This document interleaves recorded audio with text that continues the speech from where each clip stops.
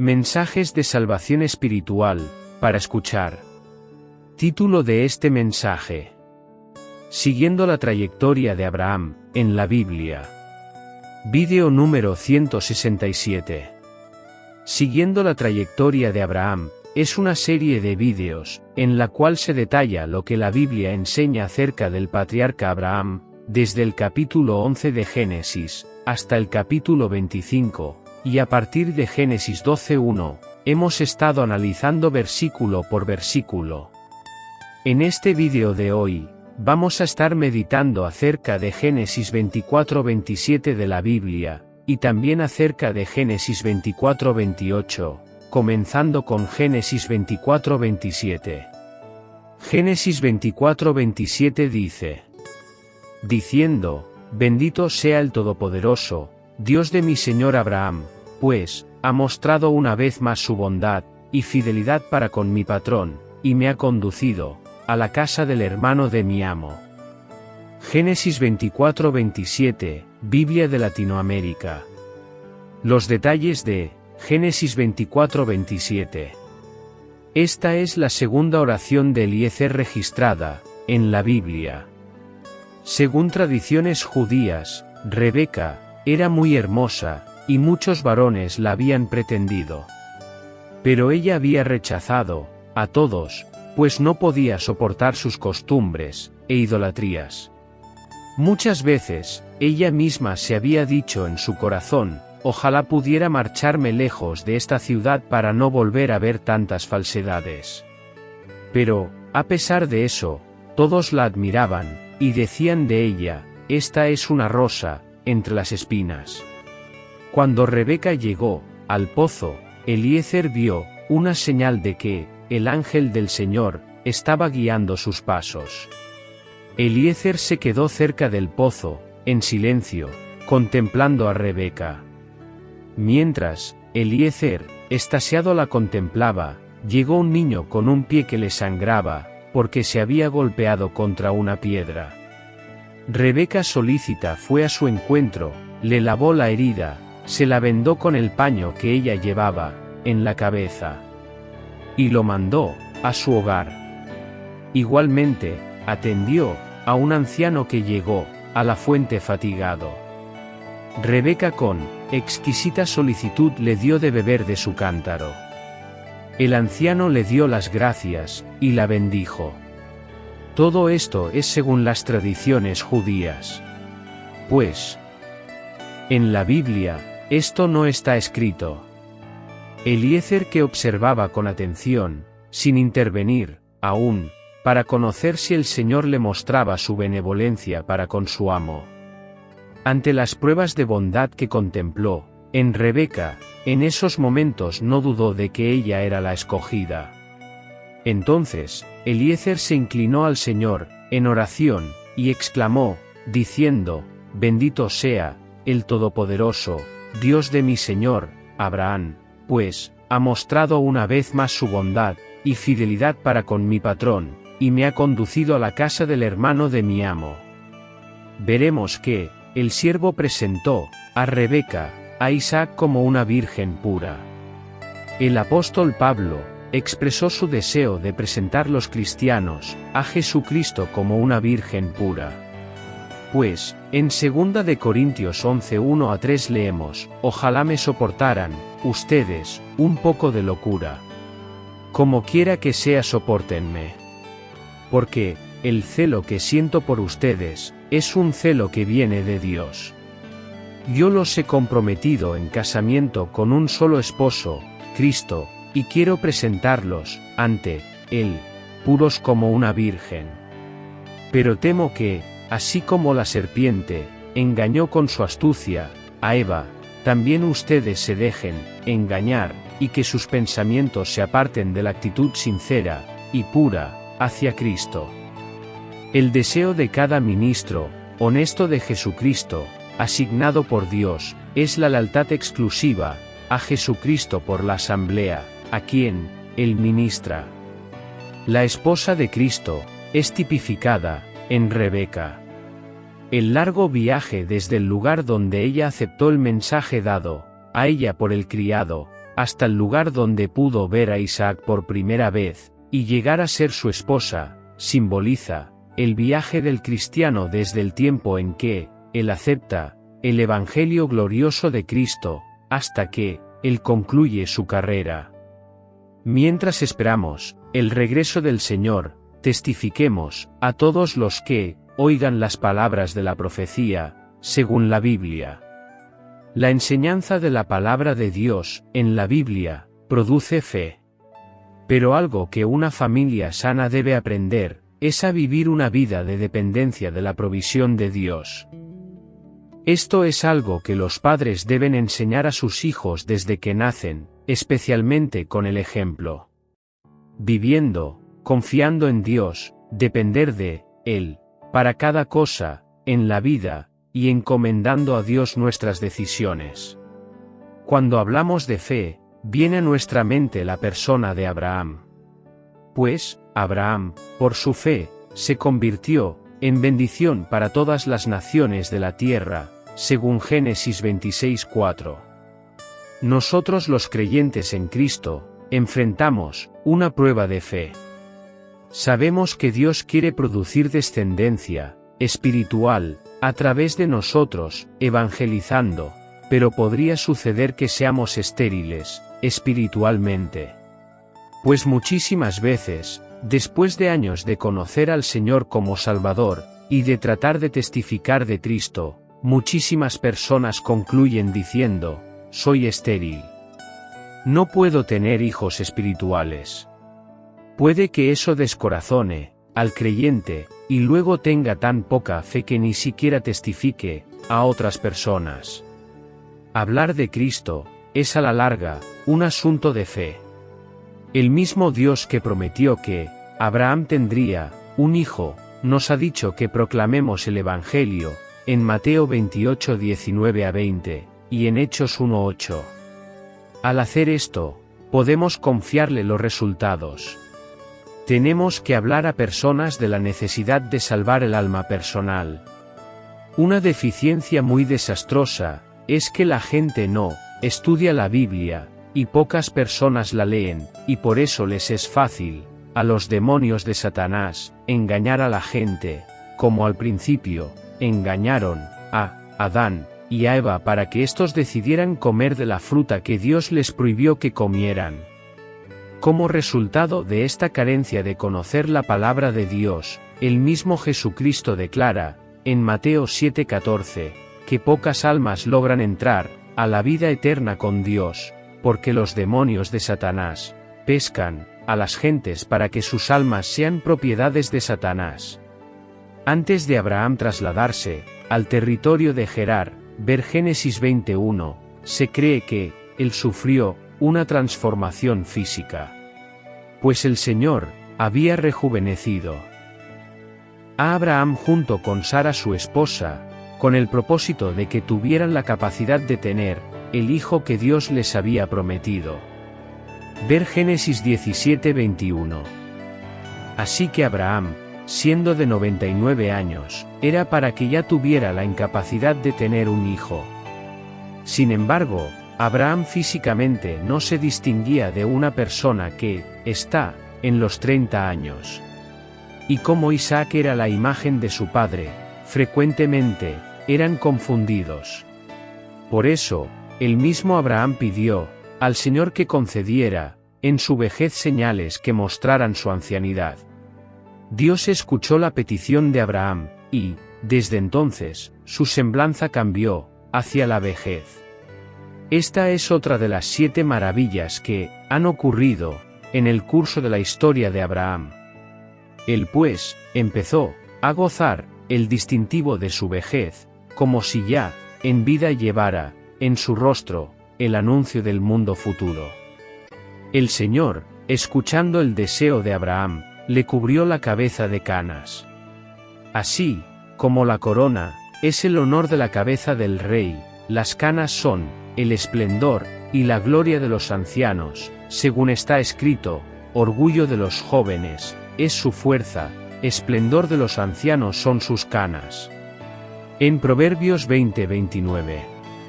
Hermanos míos y amigos, hasta aquí con Génesis 24-27. Ahora vamos a meditar acerca de Génesis 24-28. Este versículo dice, y la doncella corrió, e hizo saber en casa de su madre, estas cosas. Génesis 24-28. Los detalles de Génesis 24-28. Si un padre cristiano desea una esposa para un hijo, ¿cómo debería ser ella? La Biblia enseña que sería muy bueno que ella sea una mujer virtuosa. Proverbio 31:10 dice, mujer virtuosa, ¿quién la hallará? Porque su estima sobrepasa largamente a la de las piedras preciosas. Sabemos que no abundan mucho las piedras preciosas, por tanto, según este proverbio, deben abundar muy poco las mujeres virtuosas. Por eso, el patriarca Abraham estuvo en un dilema. Dios le había prometido bendecir a su descendencia y hacer de ella una nación tan grande como las estrellas del cielo y como las arenas del mar. La descendencia de Abraham todavía está en aumento, tanto física como espiritualmente. Sin embargo, el único hijo de Abraham con su esposa legítima ya era mayorcito, y permanecía soltero, hasta esta ocasión de la historia. El patriarca estaba muy avanzado en años, y no comprendía bien el futuro que Dios le tenía preparado, y aunque él tenía una fe incomparable hacia el Todopoderoso, él no quería morir dejando a Isaac como un hombre soltero. Imaginemos lo que era elegir una esposa para el hombre, a través del cual Dios haría una nación tan grande y bendecida. ¿Qué clase de mujer debía ser? Sería una mujer atractiva, lo mejor era que ella debía ser una mujer virtuosa.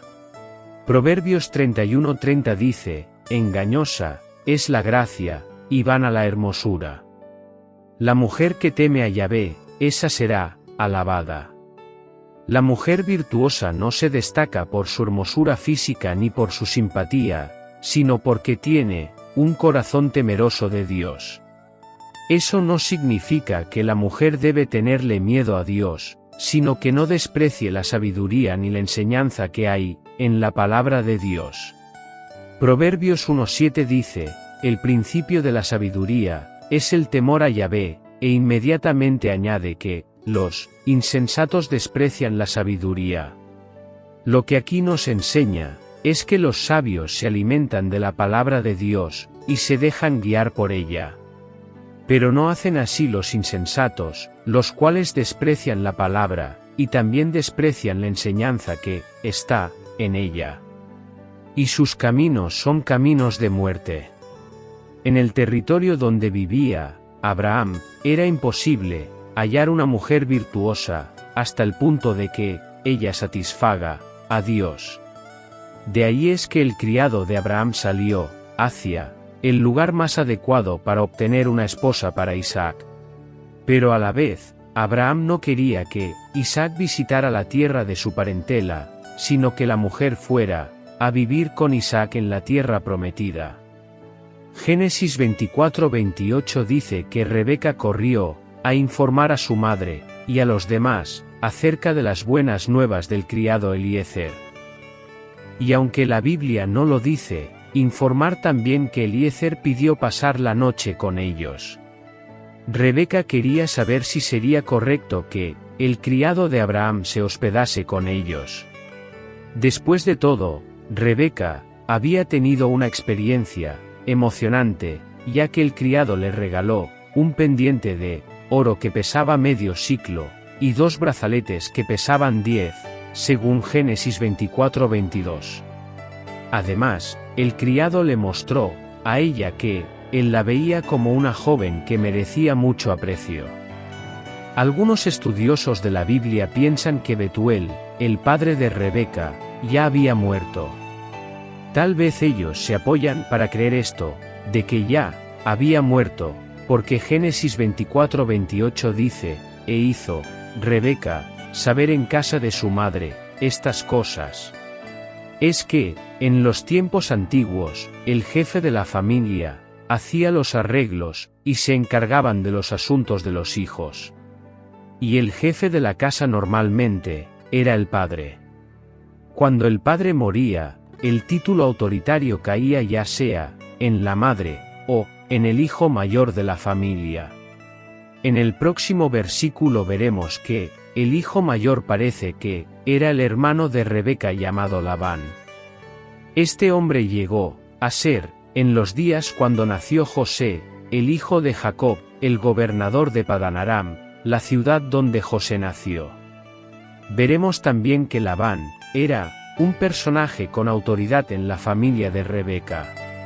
Esta historia muestra el proceso del cumplimiento gradual de la promesa hecha por Dios a Abraham, en el sentido de que Abraham y Sara tendrían muchos descendientes, suficientes para convertirse en una nación, y así continuar llevando a cabo la promesa de la simiente prometida, la cual es Jesucristo, según se puede ver en Génesis 3:15.